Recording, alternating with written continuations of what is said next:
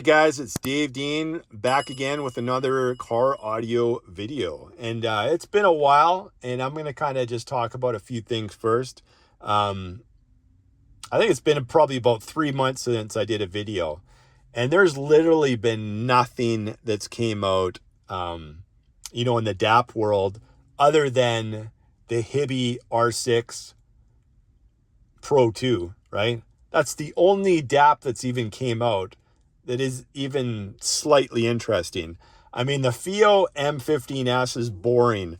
It's just using all their old tech other than the DAC chip inside it. Everything else is just old parts that they've used 2 years ago, right? Not interested in it whatsoever. I heard it sounds okay, but nothing spectacular, right? So it was a hard pass on that one. Not even interested in it whatsoever. I already did the review on the M11 Plus LTD before that. Not even interested in the M15S whatsoever, especially after hearing the M11S. That made me like, no, thanks. I'll pass on that M15S. If it's anything like the M11S, I don't want to have nothing to do with it, right? So that being said, there's literally nothing that's came out except for like a few units like this, right?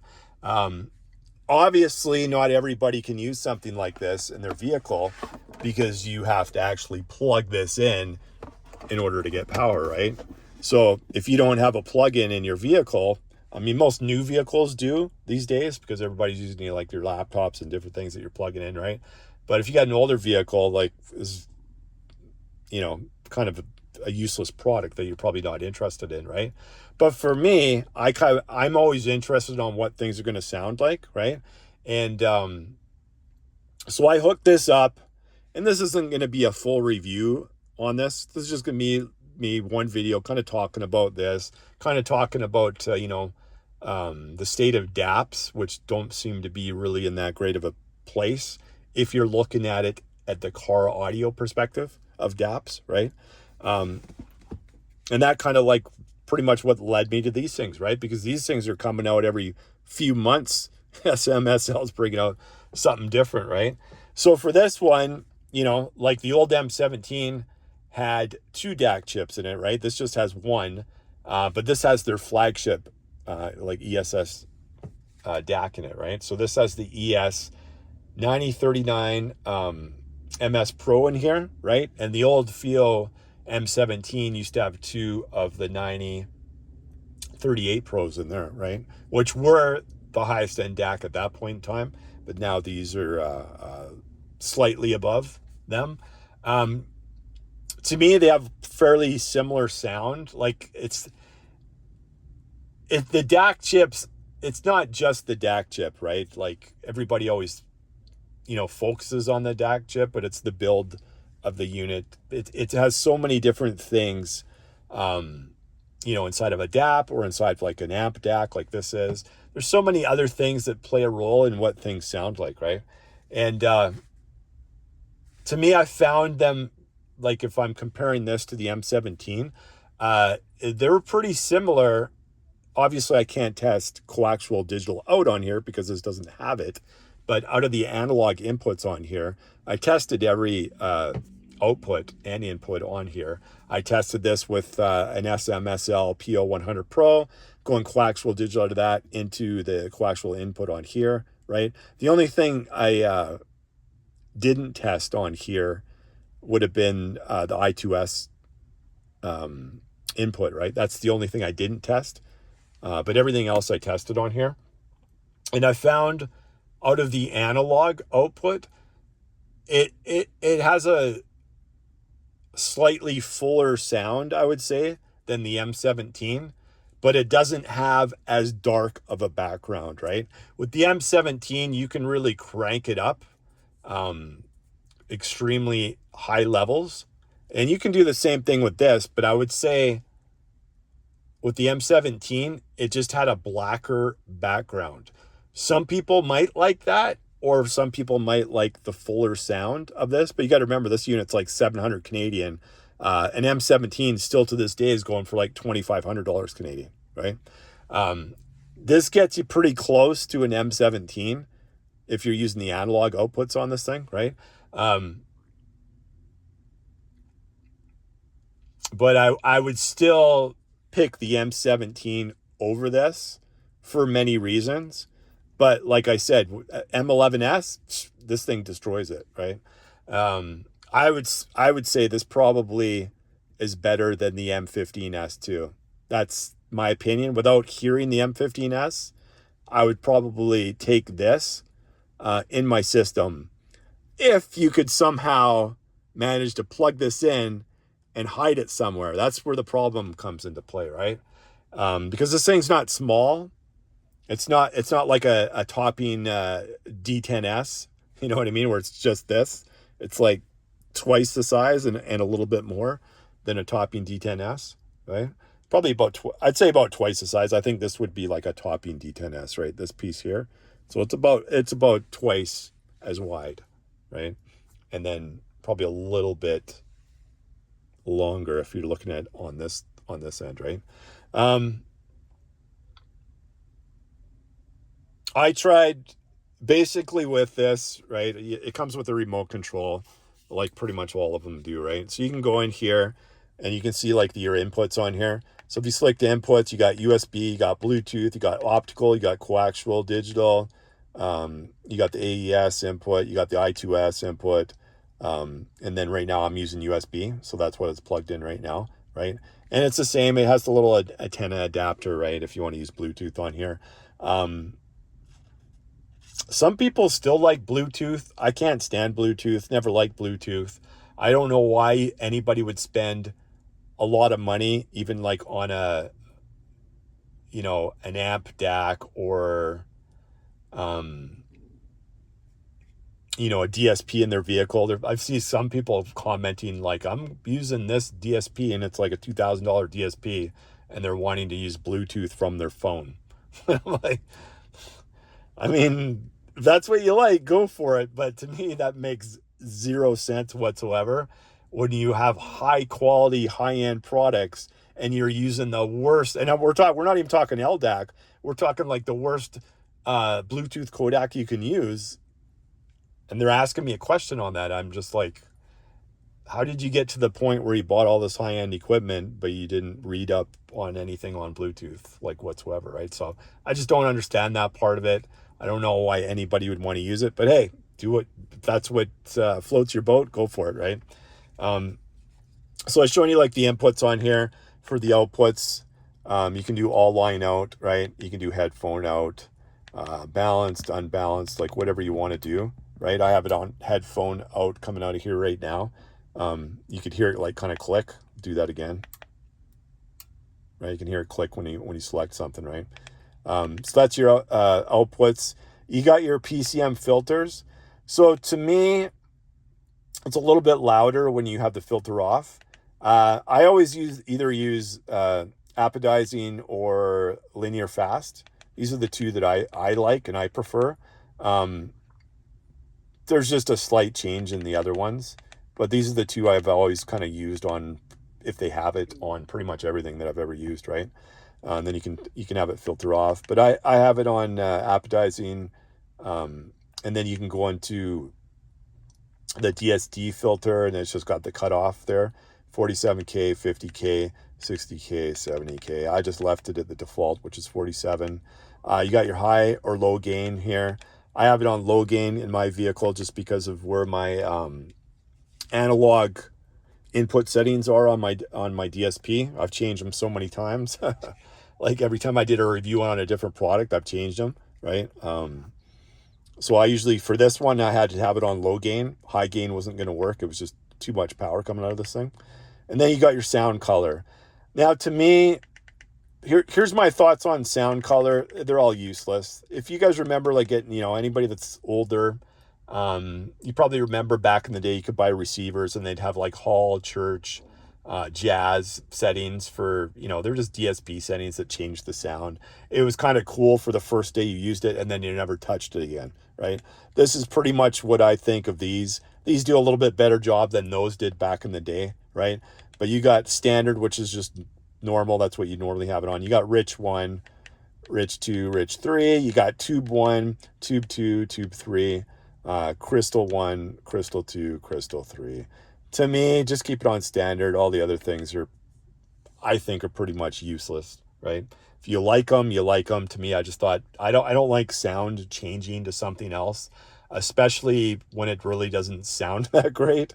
And to me, all those, these guys always have to come up with something different. Yeah, they come up with something like that, but why not just improve the regular sound of the unit and get rid of all the fluff?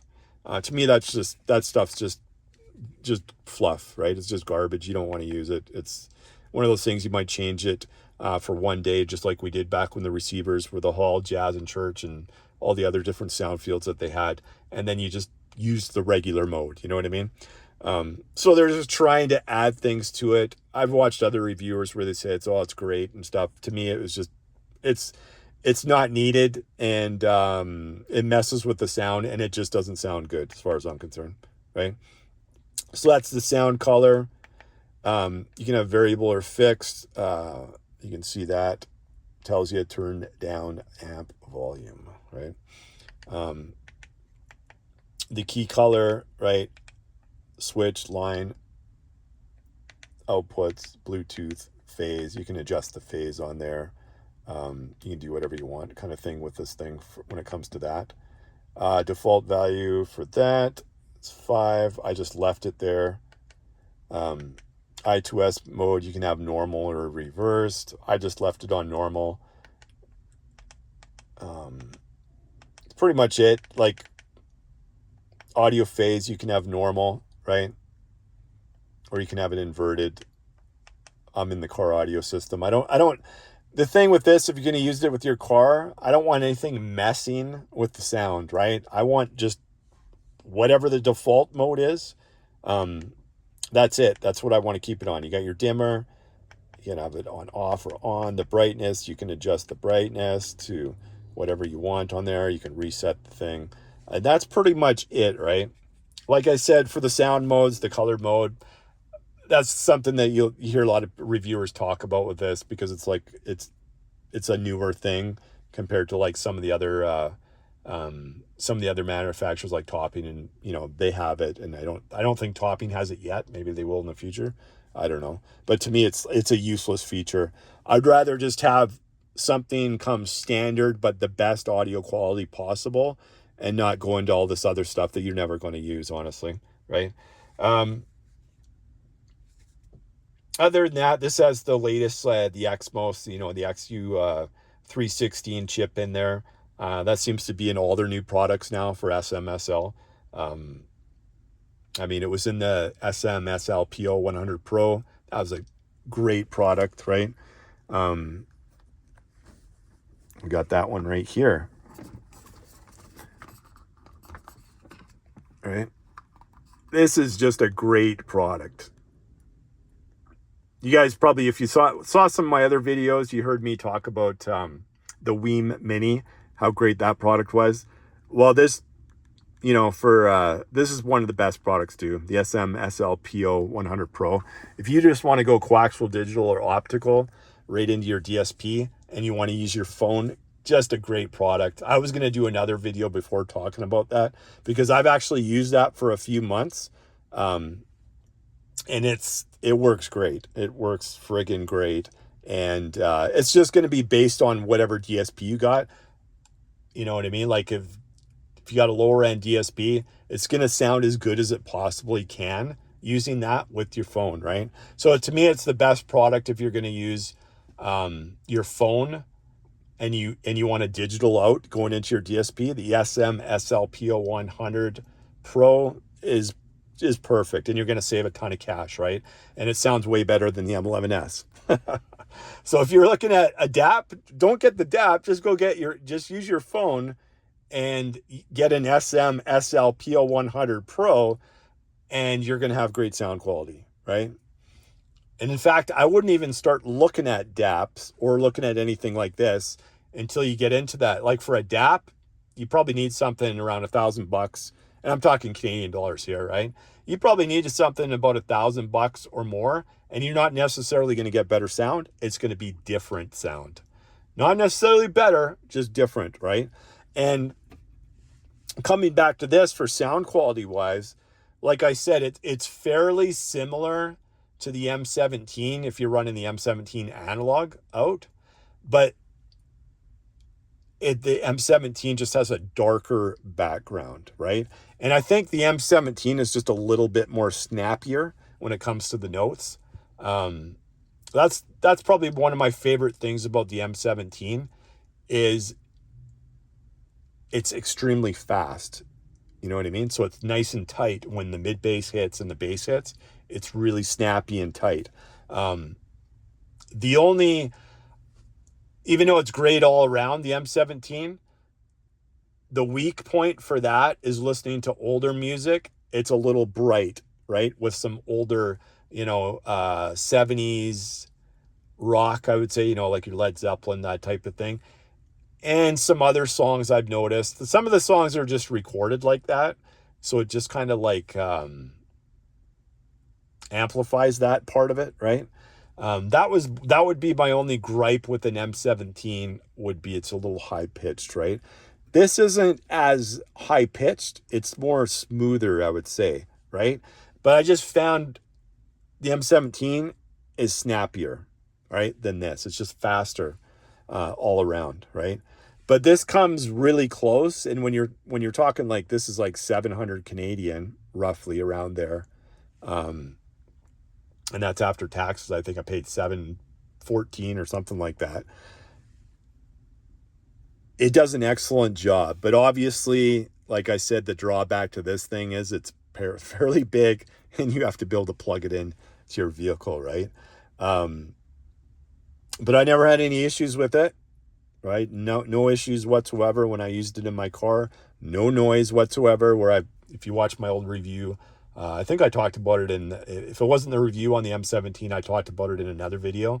And a lot of people that have used the linear power supply with that unit, but that means you got to go buy another piece, right? Where this, I didn't have any issues whatsoever. So if you can actually use this in your vehicle, it sounds a lot better than, say, a FiO M11S, and you're paying the same amount of money for this, right? This is pretty much almost on par with price-wise with an M11S. But obviously with an M11S is portable. This you have to run analog. The M11S, you can go coaxial digital out, but this thing just blows it away for sound. This sounds so much better than an M11S. It's not even on the same level, right? But to me, if I was going to buy a DAP now under $1,000, I would probably still go towards the Hibby R6 Pro 2. If I'm getting a DAP, I'm going to bypass the feel altogether now until we see what they do next year. This year, I think they kind of flopped with products. I don't think they were that great, the products that they brought out, and I'm talking all their products. And I used to be a big feel fan, right? The nice thing about the Feel products, at least in Canada, is you could get them through Amazon for the most part. The M15S, you can't, because I was going to bring that in just because I was just curious on what that would sound like just with the one DAC. But I've seen some reviews on it, and it seems like more people are leaning towards the Hibby R6 Pro 2, even though the coaxial digital output of that, like I was saying before, you need to buy your own adapter. And I think on Amazon, they do have a USB-C to coaxial, and you can get it fairly long. So that's something that you'd have to get if you're going to go with the Hibby R6 Pro 2. Let me know in the comments if you actually do have a Hibby R6 Pro 2 and you've used it in your car. I don't care about headphones. I'm more curious about if you've listened to it in your car audio system. What does it sound like, right? Did you use the coaxial digital out from the USB-C? What does it sound like? I'm curious on the thoughts on that, because you can't find it anywhere online. There's a few reviews based on headphones, like there always is, right? But nobody talks about that on the car like anywhere, right? So who knows? Maybe I'll bring it in. I've been huffing and puffing. Should I bring it in? Should I not bring it in? Right? you don't get rich off YouTube unless you have like 100,000 subscribers, and you're still not going to get rich. But at least if you have 100,000 subscribers, you could actually pay for, get some products coming in, right? At this point in my YouTube career, right, we're not making we're not making much, right? So it's like coffee money if you're lucky at the end of the month. But I haven't did that many videos in the last 3 months just because there's nothing to review. There's literally nothing to review, and then that's why I went this route. And like I said, this isn't my full review like I would normally do with the product. I've had this for like a week, and I've kind of played around with it. I've been like super busy this whole summer too, and that's one of the reasons why I haven't been able to do too many videos, because I know most people are interested in the DSP part of things these days. As you can see, most of my videos where I've talked about DSPs, that are like the highest views, right? Not too many people seem to be really interested in these products. And I can see why. It's just because you have to be able to plug them into your vehicle, and then the cord's only so long. So it kind of, you kind of got to get crafty with things, and they're not small, right? And if you even go up from here, they got about 3 or 4 models that you can go up from here, right? And they tend to get even a little bit bigger, I think. So I don't think realistically somebody would use this in the car, but for me, I'm just putting that video up there just to let you know it sounds really good, right? You're obviously, with a product like this, you're going to have to fine tune your input gains, because this thing's got a lot of power, right? And depending on what DSP you got, you can only put a certain amount of volts into that thing, right? Because you do not want to clip your analog inputs, because then your sound is going to sound terrible. You're going to have issues with your DSP. You're going to have issues with your amplifiers, right? You want to make sure you have a nice clean signal when you're running anything as your source, right? But for me, guys, this is a great product. I did test this out with some of my gaming headphones, and I only have the one pair of regular. I got a couple pairs of regular headphones, but only one decent pair. This can run this can run anything, right? It's got tons of power. You know what I mean? It's got 6 watts at 16 ohm, and then 3 watts at 32 ohm. So this is going to run pretty much any headphones you got out there, and it sounds great. It's fantastic. If you're hooking this up to your computer and you want to use this as a DAC for your video gaming or whatnot, it's awesome. If you want to just use it for whatever you want to use it for, downstairs in the living room. For me, I've been using it in my computer room, playing video games and different things like that, listening to some music with it. It's really a great product, especially for the price. I think you got to go into that kind of mid-high end DAP to kind of come close to this, right? And unless I listen to the Hibby R6 Pro 2, obviously that thing doesn't have any power, really. The power's really lacking on that, and the battery life's lacking on that. Those are the two things that from everything I've read with the Hibby R6 Pro 2. But it's supposed to sound really good, so that's, I'll take the trade-off. Product that sounds good over, battery life and power. That would have been a no-brainer if they would have had a coaxial, like a separate one, kind of like the M17 that had the coaxial digital output. That to me would have been a no-brainer. I would have bought that thing right off the bat, right? But because they go USB-C to coaxial digital and they don't even give you the cord with it, it's just another thing that irritates you from the car audio perspective, right? Because that's what started this channel back in the day, were DAPs. And now I'm starting to get really frustrated with these DAPs. A lot of them are coming out with no digital output, right? And a lot of them are coming out with older technology, except for the Hibby. The Hibby, I would say, was more newer technology. They're using the high-end DACs too in that one. So it's just been the last few months, and I don't even see anything coming in the horizon that I've seen from any of the in the other DAP companies, right? I wasn't really impressed with the Shanley DAPs that came out. You have the M6 Ultra, the M7. To me, it's just like, no digital output on the thing. It just, no thanks, I'll pass, right? And Hibbees was interesting, other than the fact after I did some research on it, like I said, the USB-C to coaxial digital, and once again, they don't even have the cable for it. You have to buy it separately. People are just making things way too difficult to buy their products, right? So I might bring it in, I might not. I said I was going to bring it in before. Might not. Remember, guys, I had that giveaway. Once we hit 2,500 subscribers, I was going to do a giveaway as well. So maybe I'll bring in that, because originally it was going to be an M11S, but I wouldn't buy an M11S from Theo to give to somebody, because I'd think you'd probably just be disappointed with it, honestly. So maybe I will bring in the Hibby and we'll just do a giveaway with that right after I do the review. But it looks like the power's off on that thing now. To start the car up. I'm not going to do any sound demos on here.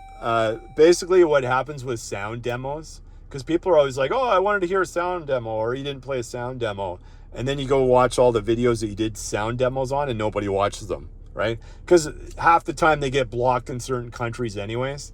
So it's like almost pointless unless you used like, just like YouTube music, like the regular non-copyright YouTube music. But does anybody really want to listen to that? I don't. So I doubt anybody else wants to listen to that. But you can take my word for this thing. It sounds really good. And I think, paying $700 for something like this, even if you're just going to use strictly for headphones at home, this is a no-brainer, I think, this one, for this product. It's, to me, I was pretty impressed. Plenty of power. Sounds really good. I'm kind of liking Smsl for their products. It's unfortunate they don't do DAPs, because I'd like to see these guys make an actual DAP. I think they would do a really good job, right? Just to incorporate their something like this into a DAP with, obviously they can make great coaxial digital outs, because we have the Smsl Do400 Pro. Excellent product. This is another product that was really good. The other one that I was going to do a review on, I think I actually have the video on it. I just didn't release it before, just because I got too busy. It was a really good product too. It was another amp/DAC.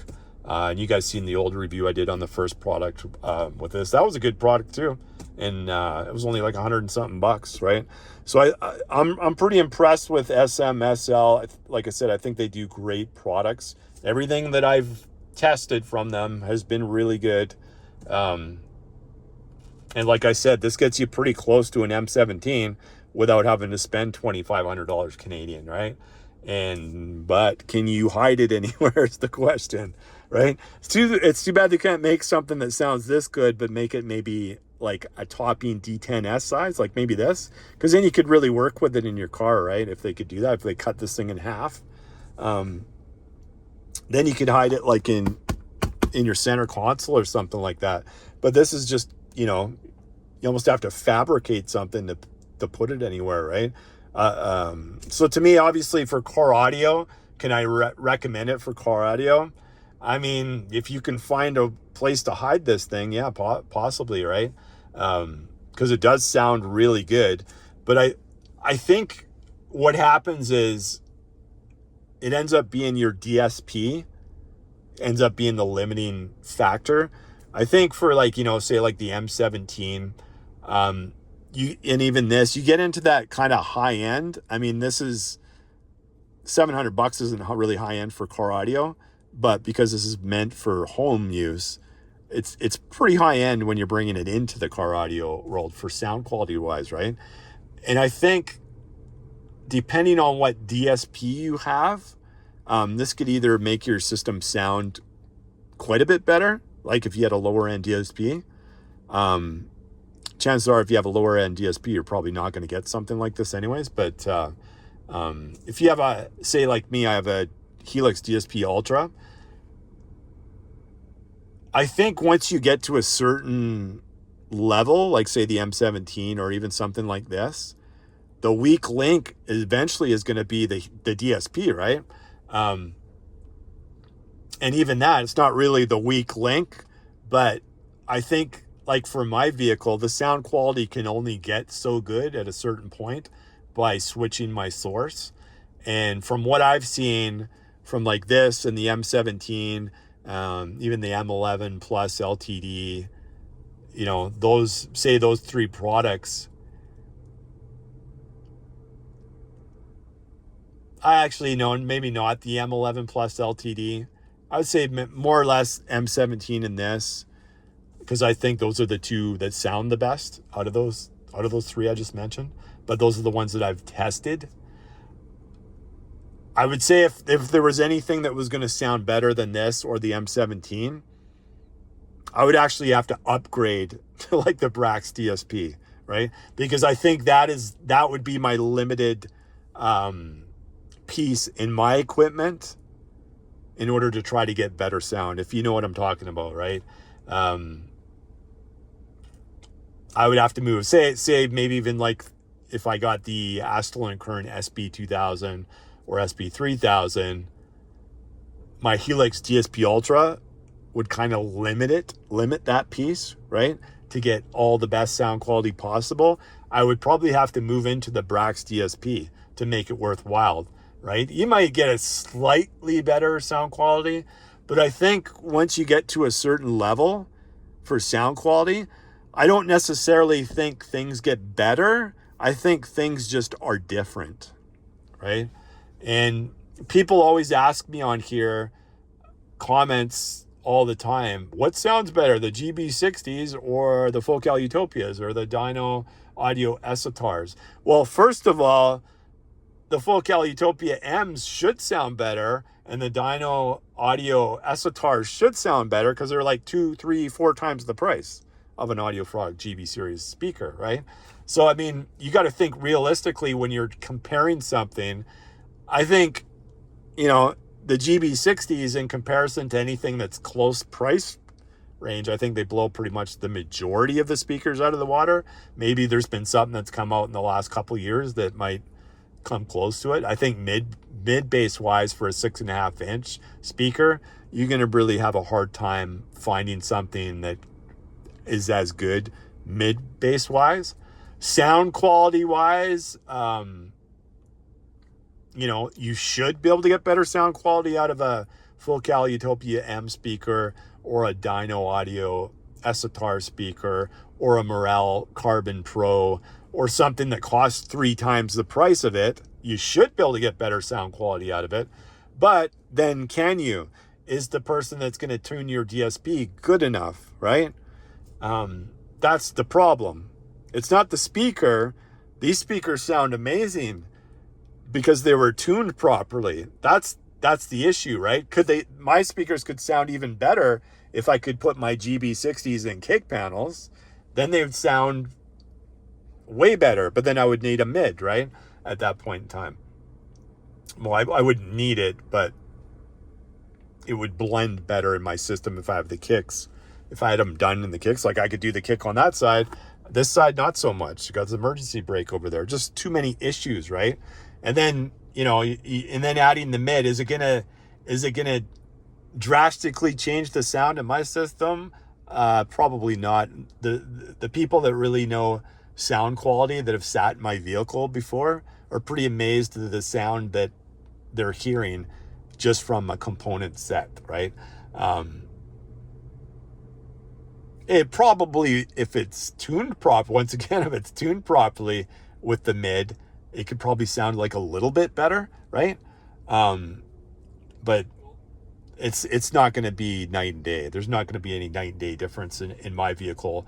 My vehicle sound quality is pretty much as high as it's going to get, with like, say, the M17 and even something like this, because this sounds really good. I like some songs better on this than I did on the M17. It just depends on what you're listening to at this point in time.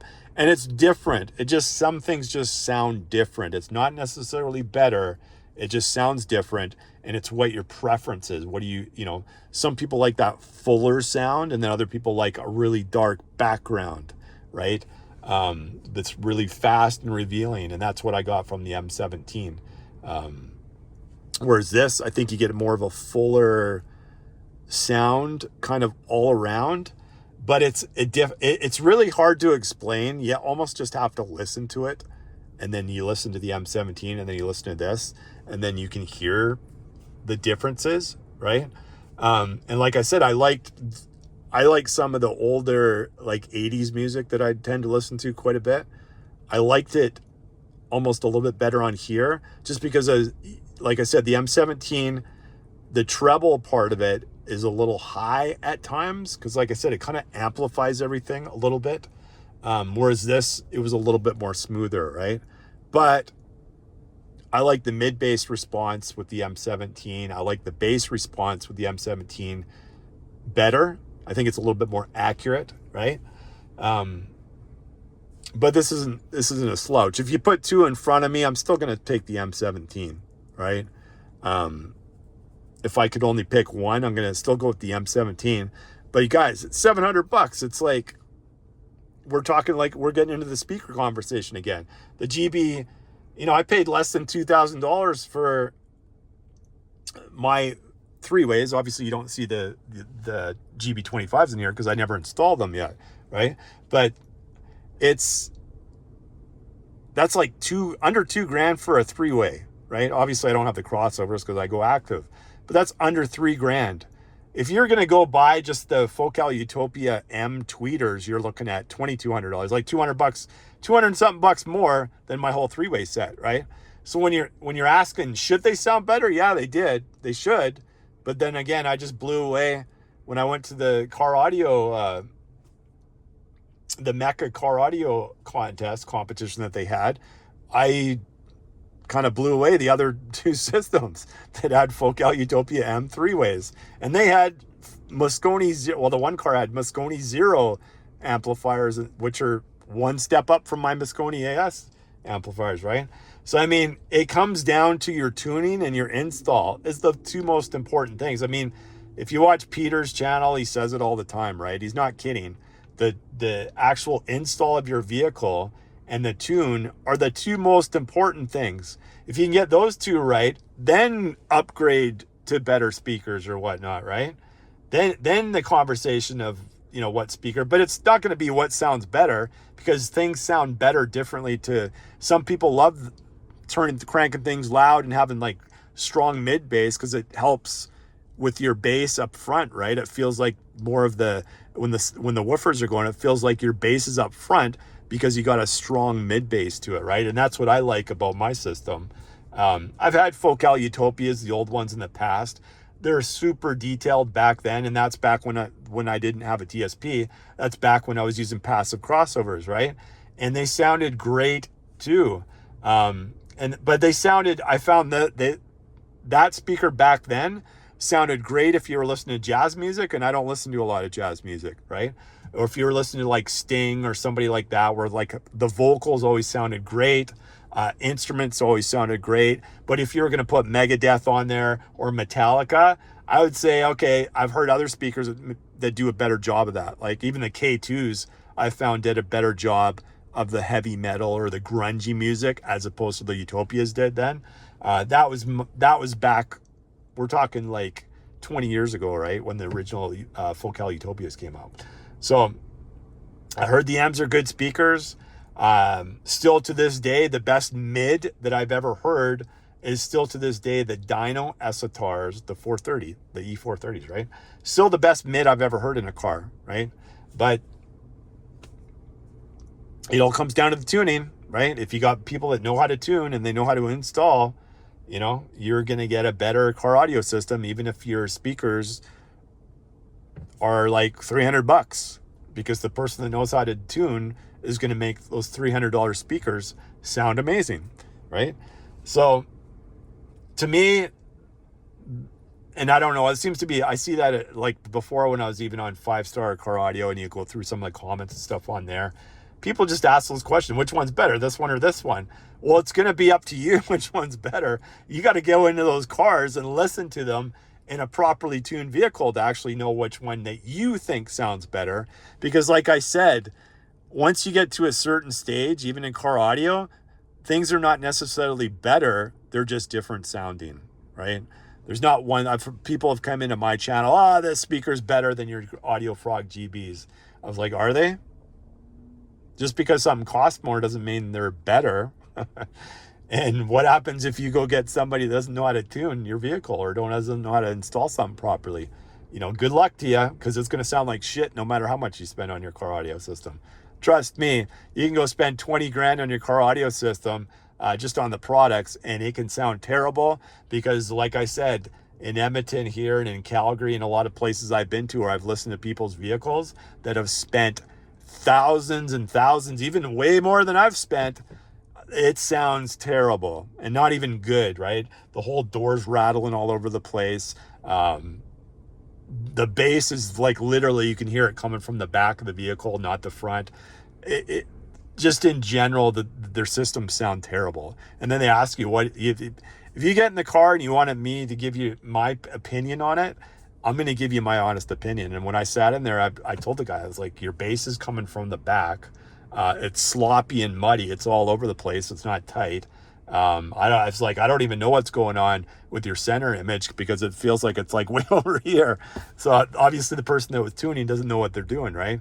And I said, your doors are just like, my doors rattle sometimes, but his doors are just like nonstop rattling pretty much every song that you put on, right? So it's like, oh, did you sound treat your doors? It's like, yeah. And I was like, well, why is every song like, rattling like crazy? And, it was maybe because I got 400 watts going in there. I was like, no, that's not it, right? That's not why your doors are like, your doors, you don't even have your music loud and you can hear it buzzing and rattling all over the place, right? But I've sat in lots of vehicles like that are terrible, right? So like, to me, if anybody asks me what the advice, right, I always tell them to start off with a DAP, because you know what, most people's, and that's before, that's whenever the DAPs were kind of booming. Now the DAPs, everybody seems to be getting them wrong these days for whatever reason. But back then they seemed to be getting better and better and better, right? Now, not so much. But even like I said, Aston Current's SP3000, I think it sounds worse than the SP2000. FiO's DAPs that they brought out this year were worse than the previous year, right? So I don't know what's going on with the DAPs these days. But to me, that's why, like I said, I tell people just go get a DAP, and that's going to make your system sound better. Because guess what? Then you don't have to worry about vibrating doors and a whole bunch of other crap that you do. Because as soon as you get the car audio bug, you're going to want to change your speakers, amps, then get a DSP, etc., etc. And that's when the problems happen, because honestly, I can't even recommend people go active anymore, because if they're nowhere near anybody that knows how to tune a system, you're just going to get a shittier sounding vehicle than if you just got passives hooked up in your system. You really are, right? So, if you actually buy somebody that knows how to tune something, then you can get a really good sounding system, and you don't even have to spend a ton of money, right? Because it's already expensive. As soon as you start in car audio, if you want to go three-way, you're looking at big dollars. Because even me, my spouse was, because I keep on saying, yeah, people want me to install a mid one. I was telling her, okay, I already have the GB. The GBs I spent, I think they were like, the GB25s were at $540 or something. I think I spent on it, something like that, right? So I have those. So say I was going to do a custom pillar, you're probably looking at about $2,000. I'm talking Canadian dollars here, right? $2,000 just to do the custom pillar, right? Then you got to run the wires to the amp. I need a new amp because you need 2 more channels of amplification. If I want to match up what I got, sure, I could probably get an AS100 or whatever, $1,000 or something, 800, $1,000, somewhere around there.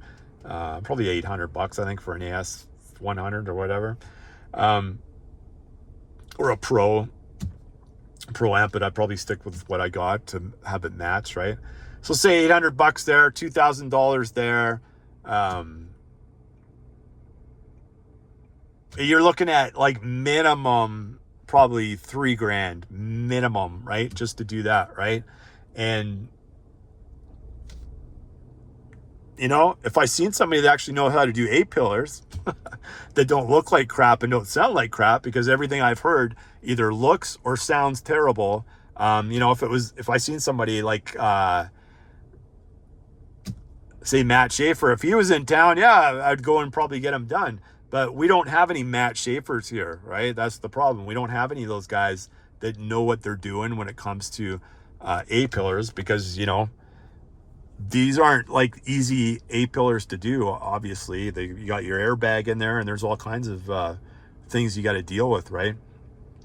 So I mean, yeah, I kind of started off this video talking about this, and then we kind of went into talking about other stuff, just because I browsed through some of the comments. You know, some of them I wasn't really looking at for a while because I was just super busy, but I kind of browsed through some of them. I answered some of them I didn't, because a lot of people ask the same questions that are already answered in the video. So if you don't watch the video, then you're out of luck. I'm not answering any more people's questions. If it's already in the video and they're still asking the exact question that's already answered in the video, I ain't doing that. And if you're not subscribed to my channel, I'm not answering any of your questions whatsoever, because you're not here to support me. Obviously, you just want a quick question or something. So I'm not doing that either, because it's a waste of my time, to tell you the truth, right? So people that are subscribed, yeah, I'll probably answer their questions when I can. But like I said, I've been like super busy throughout the summer.